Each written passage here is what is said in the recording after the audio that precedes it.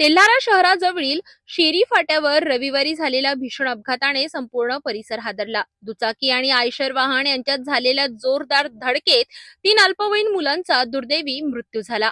या अपघातात दर्शन रामेश्वर वैष्णव वय वर्ष अंदाजे 16, साई रामेश्वर वैष्णव वय अंदाजे 12 वर्ष आणि गणेश दीपक आपतुरकर वय वर्ष अंदाजे 16 यांचा समावेश आहे।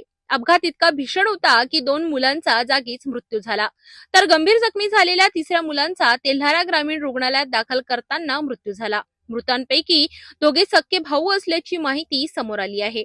घटनेनंतर आयशर वाहन ताब्यात घेण्यात आले असून ते तेल्हारा पोलीस स्टेशनमध्ये आणण्यात आले। तिन्ही मृतदेहांवर तेल्हारा ग्रामीण रुग्णालयात शवविच्छेदन करण्यात आले। या प्रकरणी गुन्हा नोंदविण्याची प्रक्रिया पोलिसांनी केली आणि पुढील तपास पोलीस प्रशासन करीत आहे।